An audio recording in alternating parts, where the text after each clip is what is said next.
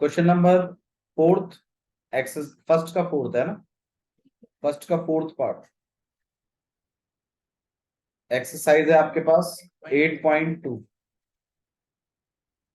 Exercise 8.2 question number first का fourth. कोई बात नहीं, डाउट में दिया है, फर्स्ट का फोर्थ कर रहे हैं। साइन 30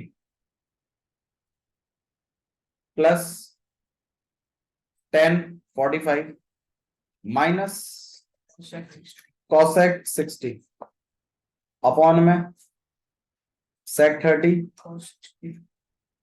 प्लस कॉस 60 और प्लस में कॉट 45। आपको इसको सॉल्व करना है। साइन 30 की वैल्यू कितनी है निशान? 1/2। आपको इनकी वैल्यूज डालनी है, वो टेबल के थ्रू हम डाल भी चुके हैं वैल्यूज, ठीक है। आप बस खाली इधर मदद करिए। साइन 30 कोई मत लिखो भाई, लिखना लिखना नहीं होगा, ये रिकॉर्डिंग आपको मिल जाएगी लेक्चर की ना, रिकॉर्डिंग आपके पास आ जाएगी, तो आपने करना है। Nobody has to write. Sine 30 कितना है आपके पास? 1/2। मैंने ये वैल्यूज आपको ऑलरेडी याद कराई हुई है। अब आपको पीछे से वापस देख देख के वैल्यूज नहीं बतानी है, गलत बताइए चलेगा, बट पीछे से दोबारा वो टेबल देख के नहीं बताने हैं। हाँ जी, 10 45। 10 में वो जो ब्रेक लगती है बीच में, वो कब लगती है? 1। कॉसेक 60, कॉसेक किसका उल्टा है? साइन का। साइन 60 कितना होता है? √3/2। इसका उल्टा करिए, 2/√3। बिल्कुल 2 अपॉन में। उसके बाद सेक 30, सेक किसका उल्टा है? कॉस का। कॉस का। कॉस 30 कितना होता है?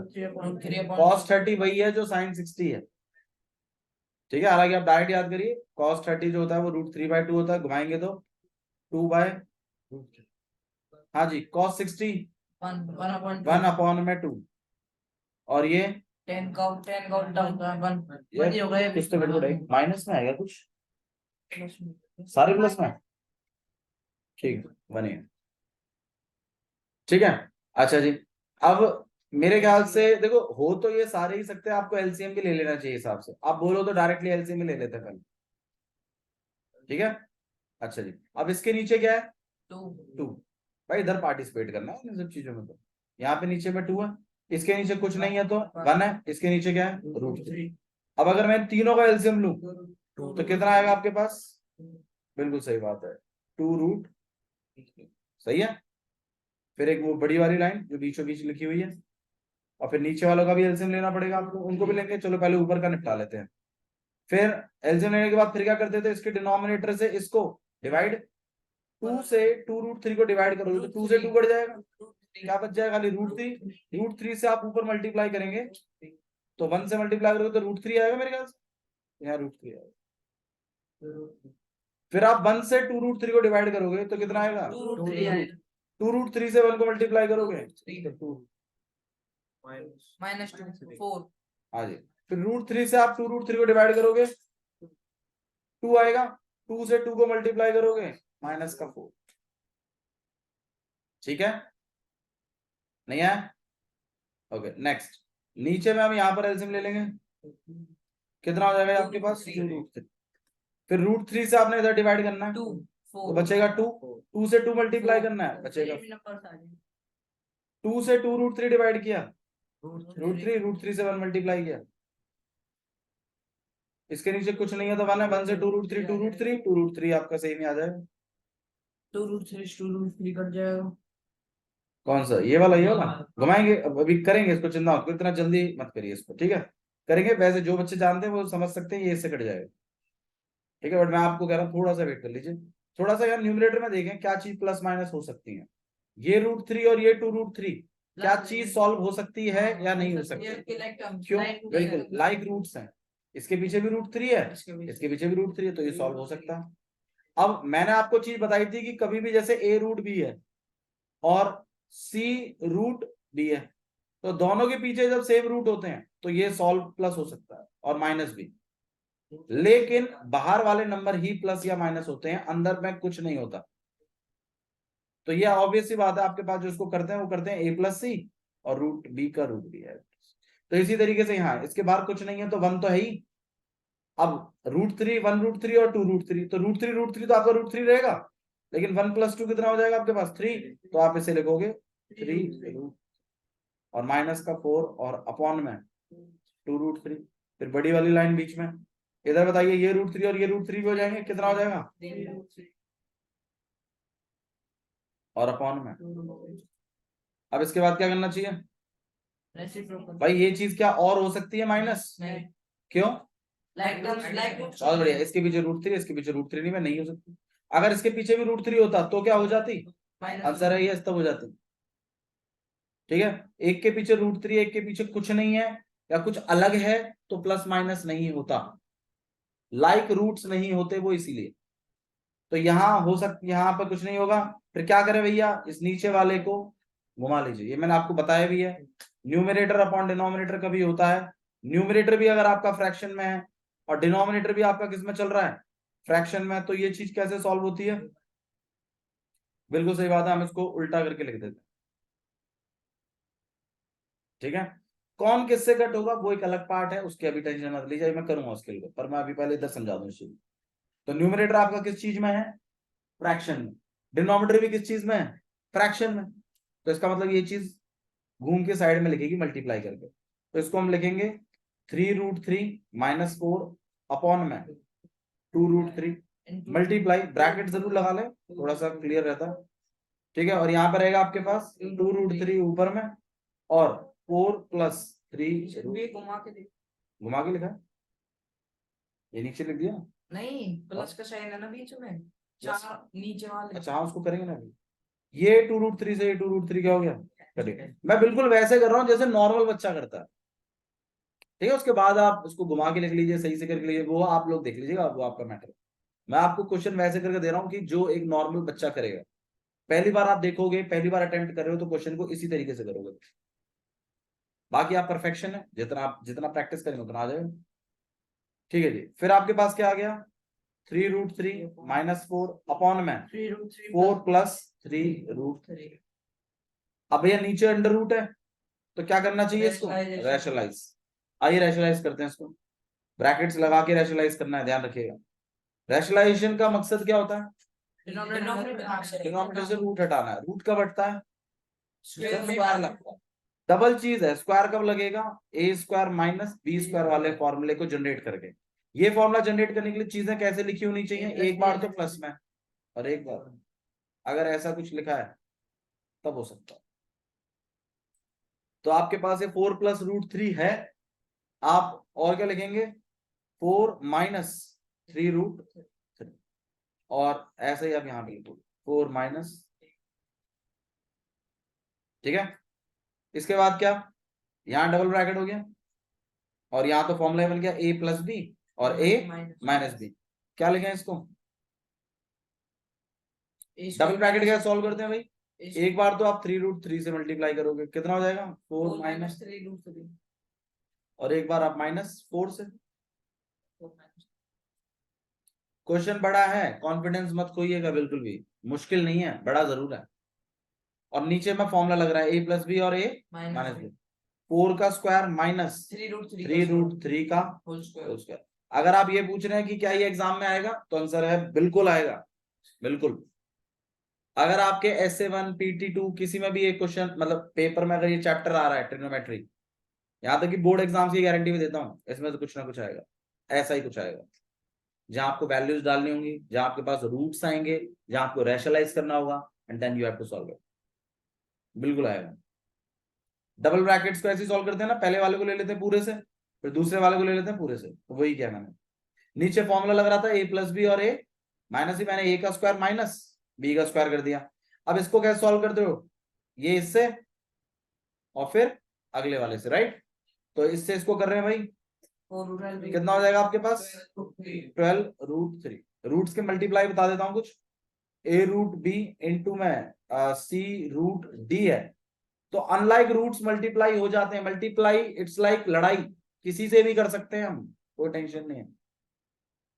ठीक है, तो बाहर वाला बाहर वाले से और अंदर वाला अंदर वाले से, तो a × c होगा और b × d होगा, ध्यान रखिए।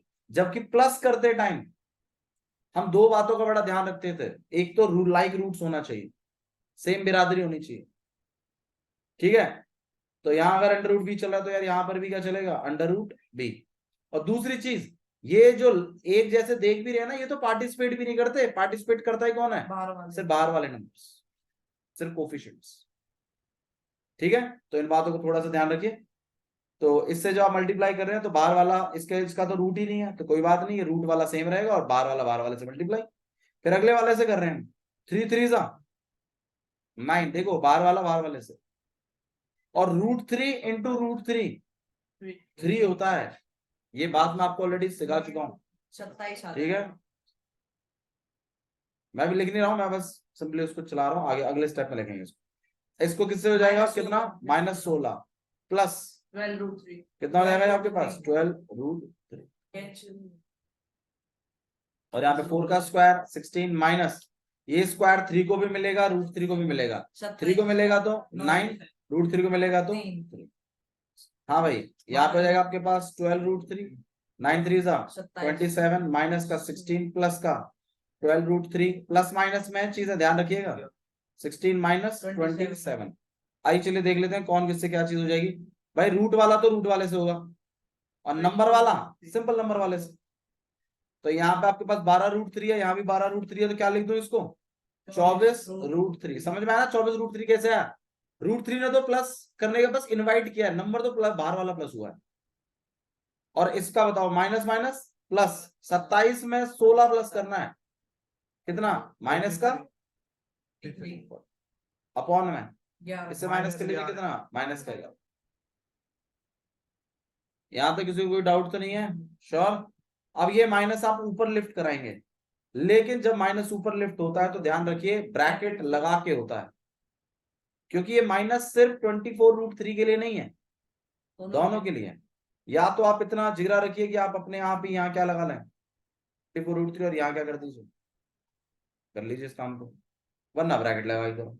आप हैं 10वीं क्लास में तो उम्मीद करते हैं कि जब आप माइनस ऊपर लिफ्ट करें तो दोनों को अलॉट करें, ठीक है। गलती हो रही है तो ब्रैकेट लगा के करें, क्लियर है, दोनों से आप मैं समझाओगे।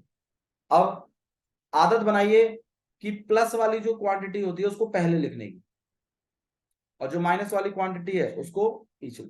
मैंने कुछ नहीं किया, बस उनको साइनों के साथ ही पलट के लिख दिया है। जैसे आपके पास 2 - 3 है, आप इसको चाहें तो -3 + 2 भी लिख सकते हैं। गौर करिए, मैंने 3 के साथ उसका साइन भी भेज दिया मूवमेंट में। तो इसी तरीके से 43 आगे आ जाएगा, -24√3 पीछे आ जाएगा, और 11 का 11, दिस इज, नहीं आया, ठीक है भाई, क्लियर है, पुनीत समझ में आया। तो इस तरीके से आपको क्वेश्चन करना है, आंसर मैच कर लो एक बार इससे, ठीक है। ओके, नेक्स्ट क्वेश्चन देख रहे हैं हम लोग भाई, question number 5।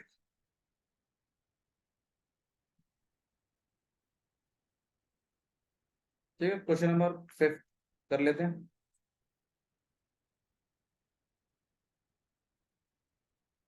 Question number first का 5th ईयर, ठीक है, फर्स्ट का। ये आपके पास 5 cos स्क्वायर 60 प्लस 4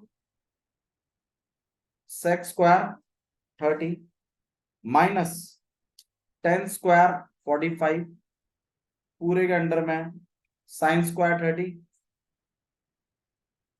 और प्लस cos स्क्वायर 30, कुछ ऐसा ऐसा बता रहा, साइन 5 cos स्क्वायर 60 ऐसे करके। अच्छा जी, अब इसको कैसे करें भाई, वैल्यूज डालो पहले तो। आप इस बात को समझिए कि साइन 30 का होल स्क्वायर लिखने का मतलब ही होता है, it is just a way to write के ट्रिग्नोज में आप स्क्वायर को ऐसे भी लिख सकते हो। तो ये जब कभी आप देखें तो घबराएं नहीं, इसका मतलब है पूरे साइन 30 के ऊपर स्क्वायर है। साइन 30 की वैल्यू कितनी होती है, 1/2 1/2, तो 1/2 के ऊपर स्क्वायर है, कितना हो जाएगा ये 1/4। तो इस चीज को और इस चीज को बराबर माना है, एक ही बात। भैया अगर ये आ जाए तो डायरेक्ट ये भी लिख सकते हैं। हाँ, डायरेक्टली वैल्यू लिख दीजिए। अभी देखो इसमें करेंगे ना, 5 तो 5 भाई। अच्छा, क्या ये स्क्वायर 5 के ऊपर भी है, नहीं है, बिल्कुल गुड। तो ये 5 के ऊपर नहीं है, ये बाबू अगर होता तो कुछ ऐसा नहीं लिखा होता, ऐसा लिखा होता, फिर मैं क्या 5 को भी बांट देता और cos को भी बांट देता, 3 ऐसे। ऐसा होगा। लेकिन ये चीज आपके पास जो लिखी हुई है ये कुछ इस तरीके से लिखी हुई है, 5 cos स्क्वायर 60। अब 5 तो 5 ही रहेगा, five cos square 60, one cos 60 कितना होता है? वन अपॉन टू 1/2, तो आप इसको 1/2 स्क्वायर कर लो। 5/4। हाँ जी, 4 है आपके पास, sec 30, sec किसका उल्टा है? cos का cos 30 कितना होता है? टू बाय रूट ये घूम जाएगा आपके पास, ये आ जाएगा आपके पास 2/√3 का, यहाँ पे -1045 1 का स्क्वायर, ये पूरे के अंडर sin 30 कितना होता है? 1/2 होल का का स्क्वायर और प्लस। रूट 3/2 अरे वैसे तुमसे एक बात पूछनी थी, मैंने तुम्हें एक चीज सिखाई थी, याद हो तो? ये कितना होगा? भैया sin square 30 plus cos square 30 formula है। फॉर्मूला है, तो आप इस पूरे तामझाम की जगह डायरेक्टली क्या लिख सकते? अगर भी अच्छा एलसीएम लेके वन ही आएगा। आप बोलो तो करके देखो। ये समझ लो, ऐसे ही sin 30 की वैल्यू कितनी गई? 1/2 cos 30 की वैल्यू कितनी है? वो √3/2 √3/2 का कल तो बता दो 1/4 प्लस 3/4 एलसीएम ले लोगे 4 1 + 3 1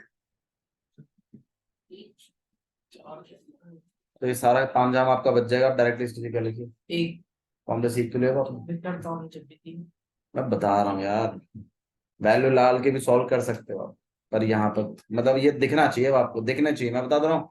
इसका मतलब आपको फॉर्मूला याद नहीं, तभी तो नहीं दिखा, फिर दिख जाता। फॉर्मूला याद होता तो दिख जाता। Sine square theta plus cos square theta किसके बराबर होता है? 1 के। यहाँ सेम ही तो है वैल्यूज, एंगल सेम है, स्क्वायर लग रहा है, साइन कॉस है। साइन कॉस कहीं देखो तो फॉर्मूले को सोचो, स्क्वायरों में स्पेशली, स्क्वायरों में लगते हैं सारे फॉर्मूले। चलिए यहाँ पे स्क्वायर लॉट करें, कितना हो जाएगा आपके पास? 5 इंटू में 1/4 प्लस 4 इंटू में 4/3 -1, और पूरे के अंडर क्या चल रहा है? 1। अरे पूरे के अंडर 1 लिखने की भी क्या जरूरत है, मत लिखो, है ना? जैसे 7/1 होता है, आप इसको क्या लिख लेते हैं? अब इस पूरे के अंडर क्या चल रहा था? 1 मत लिखो यार, चलेगा। ठीक है, अच्छा जी, चलिए आइए हो गए तो हैं? गलत गलत नहीं हो, अरे उसमें दे अभी तो रखा है अभी ना। तो मैंने सिखाया। 7/1 को क्या लिखते हो आप? अच्छा n/1 को क्या लिखोगे? n। अब यार ये चीज अपॉन 1 को क्या लिखोगे? यही चीज तो लिखोगे, मैं लिख रहा हूँ तो आप गलत क्यों बता रहे हो? उसमें दे रखा था ना sin square plus cos square. अरे तो लगा तो दिया, 1 तो आएगा उसका, डायरेक्ट वैल्यू लिख देना, यहाँ पर लिख देना एक आइडेंटिटी। जैसे ही आप इसको सॉल्व करो, मैडम कुछ कहती है तो ये लिख देना यहाँ पर कि sine square theta plus cos square theta किसके बराबर है, इसलिए 1 कर दिया, लिख देना इस बात को। ठीक है, तो इस पूरे के नीचे अंडर 1 था तो हटा दिया, यहाँ पे कितना हो जाएगा? 5/4 प्लस 16/9 -1। क्या करना है? एलसीएम 4 9 सब 3 है भैया 9 का अरे 4 3 कितना हो गया आपके पास? 12। यहाँ पे कितना हो जाएगा? 15 और प्लस 64 -12। हाँ जी, यहाँ पे कितना हो जाएगा आपके पास? ये बचेगा 3 और यहाँ हो जाएगा 67/। 67 अच्छा 12 12 15 में से 12 गए 3, 64 में 3 प्लस किया 67/12, अपॉन 12 ही आएगा। समझ में आया? ठीक है, तो मेरे ख्याल से question number 5 is also not so difficult, but हाँ 3rd और 4th वाला जो है उस पर आपको थोड़ा काम है। 67/12 मैंने क्या लिखा? ये दिखाया ना मैं 60 तो आधी रोटी पे दाल ले रहा है यार। ठीक है, गेट लगाओ। ठीक है, क्लियर है, ये चीज समझ में आ गई आप लोग को? ठीक है भाई, नेक्स्ट वाला देख रहे हैं मामला, देखा। नेक्स्ट क्वेश्चन है आपके पास, क्वेश्चन नंबर 2, और आपको ऑप्शन दिए हैं कि 2 10 30 अपॉन में 1 प्लस 10 स्क्वायर 30। देखो 1, कभी भी आप स्क्वायरों को देखे ना तो एक बार फॉर्मूले थोड़ा सा सोचा करो, मैं बस ये चाहता हूं आप लोगों से। अगर आप फॉर्मूले सोच लेंगे ना तो आप ये लगा लीजिए 1 स्टेप टूवर्ड्स द प्रूफ, आप प्रूफ सीख जाओगे। आप फॉर्मूलों को थोड़ा सा बाय हार्ट करो। आपको ये बोला ये चीज लिखी हुई है, वैल्यूज बतानी है किससे मैच कर रहा है। साइन 60 cos 60, tan 60 और sin 60, सॉल्व करना sin पड़ेगा। 30। ठीक है, दो तरीके हैं करने के। पहला, आप इनमें वैल्यूज डाल दें, ए प्लस बी सॉल्व कर लीजिए, जिससे मैच कर जाए वैल्यू, वही आपका आंसर। तो इसको सॉल्व करिए, प्रॉपर मैच करेगा ऐसे वो। ठीक है, जैसे 2 का 2 ही है। tan 30 को क्या लिखते हैं? 1 अपॉन में रूट 3। यहाँ पे 1 प्लस 1 अपॉन रूट 3 का 2 इंटू यहाँ पे कितना हो जाएगा आपके पास? 2 अपॉन 3। यहाँ 1 प्लस 1 अपॉन 3। सही है ना, स्क्वायर 1 को भी मिलेगा और रूट 3 को भी मिलेगा। 1 को मिला तो 1, रूट 3 को मिला तो नीचे भी 3। डायरेक्ट इसको सॉल्व कर सकते हैं ना। 3 1 3 plus 1 plus 1 2 upon root 3 upon 4 upon 3। भाई डिनोमिनेटर फ्रैक्शन में है तो क्या करें, ट्विस्ट कराइए इसको। तो कितना हो जाएगा ये आपके पास? ये हो जाएगा आपके पास 2 अपॉन में रूट 3 इंटू में 3 अपॉन 2, घूम जाएगा ना, 3 अपॉन 4। अब 2 से आप इसको काट सकते हो, और मेरे ख्याल से रूट 3 से भी काट सकते हो। 3 अपॉन 2। हाँ भाई, किसके साथ वैल्यू मैच कर रही है इसकी? अंदर sin 60। भैया अगर एक से ज्यादा के लिए कर जाए तो भाई देखो, वैसे तो फिर आपको वो एक और ऑप्शन देगा। देखो मैं आपको कुछ चीजें बताता हूँ, जैसे मान लो sin 60 है इसमें, यहाँ पर cos 30 होता, और तो दोनों के साथ मैच कर रही है भैया, तो फिर ना यहाँ पर एक और ऑप्शन भी होता, बोथ A एंड B। इस केस में आप इसे टिक करते हैं, बताना सारे डॉट्स भी। मान लीजिए भैया यहाँ पे बोथ वाला ही नहीं, फिर क्या करें? फिर आप दोनों में से किसी भी एक को टिक कर दीजिए, दोनों ही आंसर मान्य है। समझ में आया? मतलब दोनों में से किसी को भी आप टिक कर लीजिए, दोनों ही सही हो जाएंगे इन केस बोथ वाला नहीं है। ठीक है, बट उसके लिए पूरा श्योर रहिएगा तब मामला है। चलिए नेक्स्ट वाला देख रहे हैं भाई। सेकंड आपने क्लियर कर लिया, थर्ड वाले को देख रहे हैं, सॉरी सेकंड के सेकंड को देख रहे हैं। 1 माइनस 10 स्क्वायर 45 अपॉन में 1 प्लस 10 स्क्वायर 45। वैल्यू पूछी है, 10 90 के बराबर होगा, 1 के बराबर होगा, साइन 45 के बराबर होगा, या 0 के बराबर होगा? भाई 10 45 कितना है आपके पास? 1 माइनस, तो यहाँ पे 1 माइनस 1 आपके पास ऑब्वियस बात है 0, यहाँ पे 2 हो जाएगा, 0 हो जाएगा। तो ऑप्शन इज सिंपल है, कोई सच इतना कुछ टफ नहीं है। एक और देखेंगे हम, फोर्थ वाला पहले करेंगे, थर्ड से पहले फोर्थ वाला कर लेंगे। 2 10 30 अपॉन में 1 माइनस 10 स्क्वायर 30। मैं आपसे फिर कह रहा हूं, अगर स्क्वायर आए तो फॉर्मूले जरूर देखें, but 1 plus 10 square 1 plus 10 square है, 1 माइनस 10 स्क्वायर कोई फॉर्मूला नहीं है, तो इसमें मतलब फॉर्मूला नहीं लगेगा। 1 प्लस 10 स्क्वायर होता तो शायद हम इसको किस में कन्वर्ट कर लेते, सेक्स स्क्वायर। हाँ, लेकिन उसे पहले वाले में लग सकता है। चलिए इसमें वैल्यू उतार देते हैं। 1 सॉरी 2 इंटू में कितना है? 1 अपॉन में रूट 3 अपॉन में 1 minus 1 upon root 3 1 upon root 3 का स्क्वायर। यहाँ पे 2 अपॉन में रूट 3 है, यहाँ पे 1 माइनस 1 अपॉन 3। ये मैंने आपको डायरेक्ट सिखाया, 3 1 3 माइनस है बीच में, 3 1 3 और माइनस 1, और यहाँ पे आ जाएगा 2 अपॉन में 3। 2 से 2 कैंसिल, ठीक है भाई। हाँ जी, ये आपके पास आ जाएगा, ये चीज ऊपर चली जाएगी, तो यहाँ 1 अपॉन रूट 3 और इंटू में 3 अपॉन में 1 रूट 3 से आप इसको काट सकते हैं। तो ये आपके ऑप्शन में है, मेरे ख्याल से 10 60 से मैच कर रहा है। ठीक है, तो फर्स्ट ऑप्शन है आपके पास cos 60, बी ऑप्शन है आपके पास sin 60, सी है आपके पास tan 60 और डी है आपके पास sin 30। तो ऑप्शन है सी। ठीक है, एक क्वेश्चन जो हर बार आया ही है बोर्ड एग्जाम्स में, वो है क्वेश्चन नंबर 3। सेकंड का थर्ड जो छूटा है उसको भी हम करेंगे। सेकंड का थर्ड आपको एमसीक्यूज में देखने को मिल सकता है, ठीक है, बट जो क्वेश्चन नंबर 3 है एक बार पहले उसको कर ले, क्योंकि वो भी आपके एग्जाम्स में आने की उतनी ही इंपॉर्टेंस रखता है जितने ही आपके फर्स्ट वाला क्वेश्चन करता हूं। ये क्वेश्चन मतलब ये लगा लीजिए कि ये आएगा 2 या 3 नंबर के लिए आपके पास हमेशा। क्वेश्चन नंबर 3, मतलब जितने बोर्ड एग्जाम्स हुए ना उसमें किसी ना किसी सेट में क्वेश्चन आता ही है हर बार। तो बोर्ड एग्जाम जब इतनी प्रायोरिटी दे रहे हैं इस क्वेश्चन को, तो इसलिए पीटीज वाले भी दे देंगे।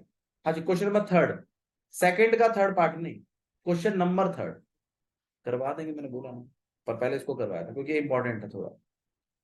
10a+b इक्वल्स टू में √3 और एंड 10a - b किसके बराबर है? 1/√3। आपको फाइंड करने के लिए बोला गया है ए एंड बी। इसके बीच में भी एक थोड़ी सी महाभारत लिखी हुई है कुछ, ठीक है, उसको भी डिस्कस कर लेते हैं। देखिए क्या क्या लिखा हुआ था इसमें। इसमें लिखा है कि 0 डिग्री से बड़ा है आपका a+b और स्मॉलर देन और इक्वल टू है 90। अब और एक बात और भी लिखी है कि यहाँ जो a है वो b से बड़ा है। ये चीज लिखी हुई है, इनके बारे में थोड़ा सा समझते हैं, क्या मतलब इससे कहना क्या चाहता है। इससे वो यहाँ पर ये कहना चाहता है कि a और b को प्लस करके कितने के बीच में आ रहा है? 0 और 90 के बीच में, या 90 भी आ सकता है लास्ट। तो मुझे एक बात बताओ, और a और b इक्वल नहीं है। ए बड़ा है किससे? 20। तो मुझे एक बात बताओ, इस बात से क्या क्लैरिटी मिलती है कि दोनों को प्लस करके 90 तक आ सकते, दोनों को प्लस करके। तो इसका मतलब एक भी एंगल 90 नहीं है। मैं कह रहा हूं दो चीजों को प्लस करके आपका 90 मैक्सिमम आ सकता है। 0 डिग्री तो ले ही नहीं सकता वो, 0 डिग्री लेते ही ट्राइंगल खत्म है। तो ऑब्वियसली बात है 1 डिग्री तो उसको लेना ही पड़ेगा ए को। तो दूसरा वाला कितना डिग्री हो जाएगा? 89 डिग्री। बाबू ट्रिग्नोमेट्री कौन सा डिटेल क्लियर है, ठीक है। तो बात सही है, ठीक है, यहाँ पे समझ में आया ये चीज आपको। और ऑब्वियसली बात है, मतलब ये सारा का सारा जो तामझाम है ना, वो सिर्फ यही बात कहना चाहता है कि A and B are acute angles, बस। और इसका और कोई मतलब नहीं है, इस पूरे का सारांश यही है। भैया फिर सीधा ही लिख देता, नहीं ये डराने के लिए है ना तुम्हें, कि आधे ज्यादा बच्चे सोचेंगे ओ भैया ये जन कहा लिख दिया ना, ठीक है। तो इससे बस वो यही कहना चाहता है कि ए और बी को प्लस करके 0 से बड़ा है और 90 तक है, 90 से पार भी नहीं है, और ए बड़ा है और बी छोटा है, ये बात है। अच्छा जी, एक चीज और सीखो कि भाई कभी भी अगर एंगल निकालना है, मान लीजिए a+b इक्वल्स 2 में मान लीजिए 1 है, आपके एंगल में है ना ए और बी, तो आपको एंगल निकालना पड़ेगा। अब एंगल जब निकालना है तो उसका एक प्रोसेस है, वो प्रोसेस ध्यान रखो। प्रोसेस ये है कि ये एंगल हमेशा कंपेयर से निकल सकता है। किससे निकलेगा? कंपेयर से। अब कंपेयर का मतलब है कि आप चीजों को दोनों तरफ तोलेंगे। अब एक तरफ तो आपका 10 चल रहा है, एक तरफ 1 चल रहा है, ये कभी कंपेयर हो ही नहीं पाएगा। दूसरी तरफ भी क्या चलना चाहिए? 10 ही चलना चाहिए। और 1 को आप क्या लिख सकते हो वो बताओ? 10 बना के क्या लिख सकते हैं? 1045 1 होता है। तो इसका मतलब आप इस 1 की जगह, मतलब 10a+b को तो a+b ही चलने दीजिए, और इस 1 को क्या लिख लीजिए? 1040। अब बहुत सारे टीचर ऐसा करते हैं, 10 से 10 काट देते हैं, बहुत सारे करते हैं, बट 10 से 10 आप बताइए कट सकता है क्या? कट सकता, 45 का क्योंकि ये मल्टीप्लाई में तो है ही नहीं, वो पूरा एक है 10। पूरा 1045 एक साथ है, तो 10 से 10 कैसे कट जाएगा? और अगर कटता, तो अगर मान लो आपका टीचर काट भी दे, तो फिर आप एक चीज पूछ सकते हैं, सर इसका मतलब 10 और ये चीज मल्टीप्लाई में, तभी तो आपने काट दिया। बोले हाँ मल्टीप्लाई में, फिर आप उनको इस तरीके से भी बोल सकते हैं कि सर इसका मतलब फिर 1030 और प्लस मतलब 1030 प्लस 1060 प्लस 60, 1090। मतलब मैं चाहूं तो इसको इससे और इससे भी कर सकता हूँ। तो बोलेगा हाँ कर सकते हो मल्टीप्लाई। फिर ये आपके पास क्या बनेगा फिर? 1030 और 1060। हाँ, फिर 1030 की वैल्यू कितनी है? सोचो। 1/√3। और 1060 की कितनी है आपके पास? √3 बाय √3 बस, ठीक। फिर आप यहाँ पे एलसीएम भी ले लोगे, 3 यहाँ पे 1 + 3 कितना आ जाएगा आपके पास 4/। अच्छा सर ये वाली जो वैल्यू है क्या ये इन्फिनिटी है क्या? तो बोलेगा नहीं। फिर 30 + 60 कितना होता है, और 10 90 कितना होता है? इंफिनिटी। तो सर फिर ये इन्फिनिटी और ये चीज मतलब मैच क्यों नहीं कर रही? मैच करेगी नहीं, क्योंकि ये ऐसे मल्टीप्लाई होता ही नहीं। अगर आपको आपने 10 में लगाया है, मैं तो कह रहा हूँ साइन में लगा लो। साइन 30 + 60, तो 1 होगा साइन 30 कितना होता है? 1/2 आप मल्टीप्लाई करोगे दोनों से, साइन 30 कितना है? 1/2 साइन 60 कितना है? 3/। कितना हो जाएगा यहाँ पे 2 2/8 1 + √3। भाई √3 और +1 मतलब कुछ भी कर आके यार ये चीज 1 तो नहीं होती, क्योंकि 30 + 60 कितना है, और साइन 90 कितना होता है, 1 और ये चीज 1 के बराबर नहीं है।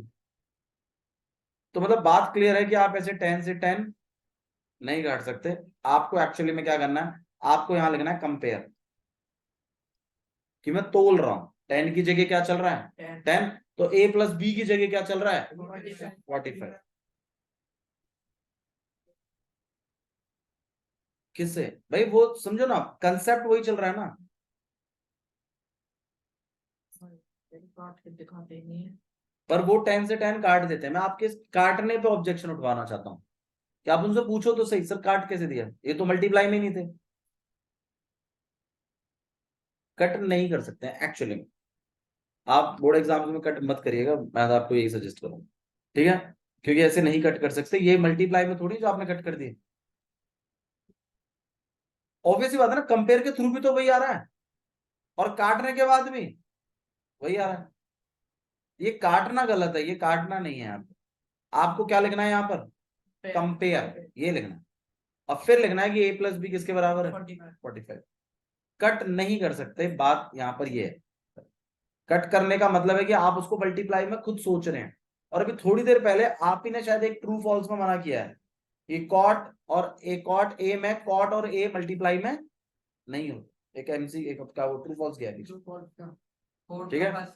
हाँ तो उस केस में ऐसा होगा, ठीक है। तो इसका मतलब मैं आपको जो बता रहा हूँ वो यहाँ पर सिर्फ इतना है कि अगर आपको ए और बी चाहिए तो आपको एंगल्स में डील करना पड़ेगा, और एंगल निकालने के लिए दोनों तरफ कंपेयर से होता है मामला। भैया फिर इस क्वेश्चन को कैसे करेंगे वो और बता दो, आइए देखते हैं। 10a + b किसके बराबर है √3। मेरे को ए और बी चाहिए ना, तो मुझे इधर भी क्या चलाना पड़ेगा 10। √3 कब आता है भाई 10 पे 10 60 पे, ठीक है। और यहाँ पर 10a + कंपेयर ठीक है। और ठीक है आशु, समझ में आ रहा है? आशु चुप के बैठा, दिखेंगे ना मेरे को आशु। हाँ भाई, तो आपके पास a + b, 60 यहाँ पे सॉरी कंपेयर लिखना है आप, कि आप कंपेयर कर रहे हैं, और a + b किसके बराबर आ गया, और इससे आप इक्वेशन फर्स्ट बनाएंगे,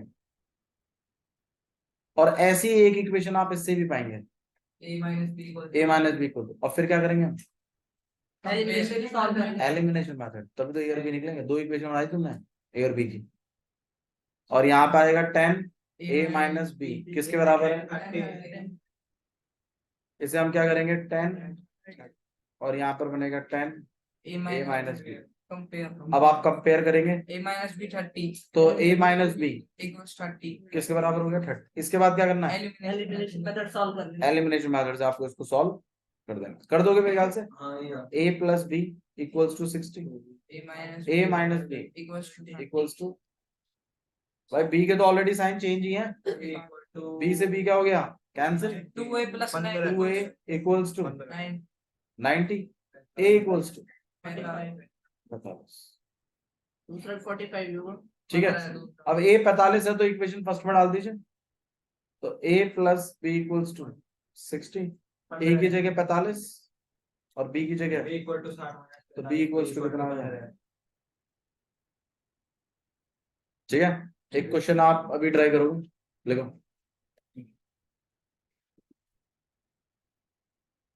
ठीक है। क्वेश्चन है आपके पास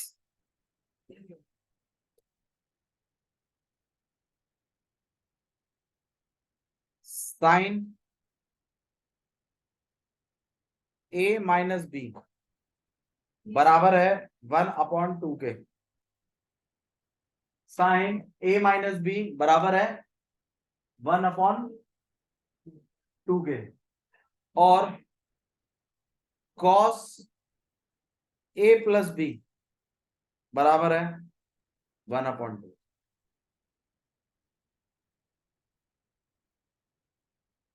साइन ए माइनस बी 1/2 के और कॉस ए प्लस बी 1/2। ये करना, ट्राई करो।